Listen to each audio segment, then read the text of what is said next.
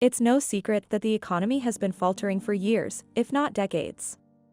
The financial system has been limping along with the help of a single stabilizing factor. Nevertheless, if recent months are any indication, a catastrophic collapse is likely on the horizon if things continue along this path. With markets crashing and major corporations like big tech cutting off thousands, it's clear that times are tough for everyone. The bad times will come soon enough, it seems inevitable. But despite this, a major economic downturn has not yet begun. Obviously, nothing can be proven without rock-solid evidence to indicate it, but certainly all the clues should make it seem just inevitable at this point, despite the trend and the backlog of history to truly forecast what will happen next. Welcome to Financial Fortune, your trusted source for unraveling economic complexities and guiding you towards financial success. In today's urgent video, we confront a looming crisis that threatens to shake the very foundations of our economy. Join us as we explore the student loan crisis, its far-reaching implications, and the potential collapse it could bring. Brace yourselves for a thought-provoking analysis that will challenge your perspectives on the state of our economy. This is Financial Fortune. Although it's prudent to form an opinion on the foregoing, there are some alarming statistics showing that not only is a recession coming, but it will be absolutely devastating to the economy, and so many people are questioning whether or not there is any reason to worry at all. Loans taken out by college students might be the opening salvo. Up to 50 million Americans may become bankrupt if the news and issue were to become public knowledge. If that were to happen, and it does happen, it would lead us not just into a recession but into the next depression. There's a simple explanation for this that's been building for over 3 years and is poised to explode into the public consciousness. Look out for votes later on if you want to shield yourself from this upheaval and believe gold could be the answer. It has the potential to plunge more than 15% of all adult Americans into financial catastrophe. Students at colleges all across the world may now apply for and receive loans to help cover the costs of higher education. This is on the very standard presumption that they would honor their financial obligations throughout the course of their lives, paying back their debts in full as agreed upon. After all, in the United States, filing for bankruptcy does not discharge your educational debts. Know of the circumstances, you must settle the debt. However, in 2020, the United States government enacted a policy known as the Student Debt Forgiveness Plan, the first of its kind in history. All the debt that students had accumulated during their stay in school was effectively placed on hold. This, of course, was because of the chaos COVID had sown and the subsequent lockdowns. Since everyone was sent back to their homes, no one has had to worry about paying off their bills for quite some time.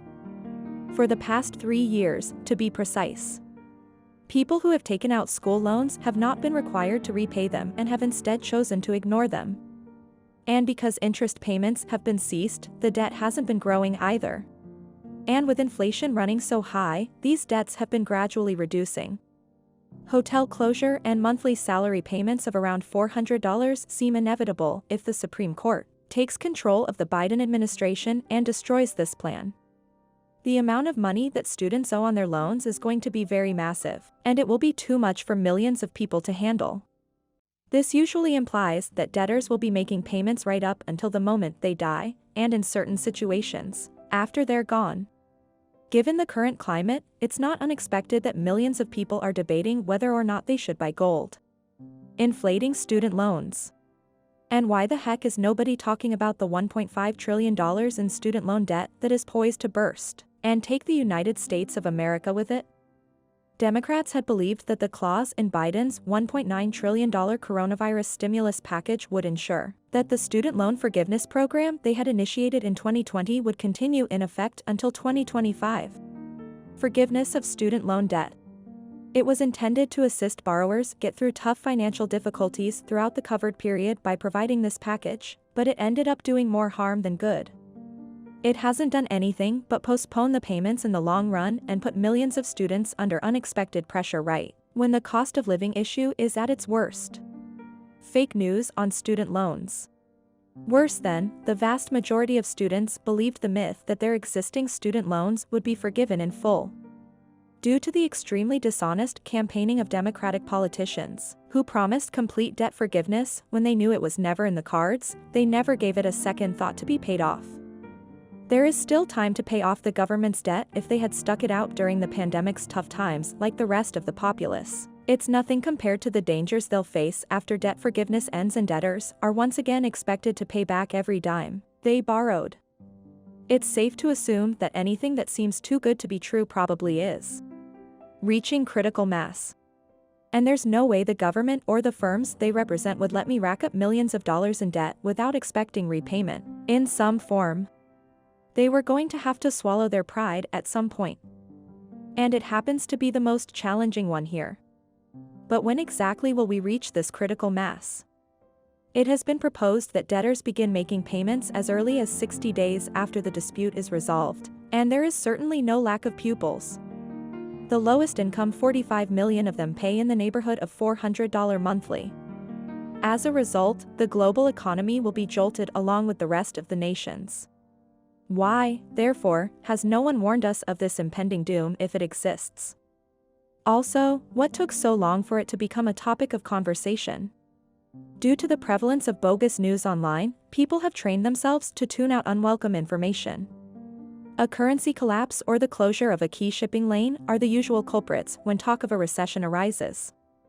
The media, while not wanting you to be informed, do want you to have the impression that you are. So, they won't be the ones to bring up the impending student loan disaster either.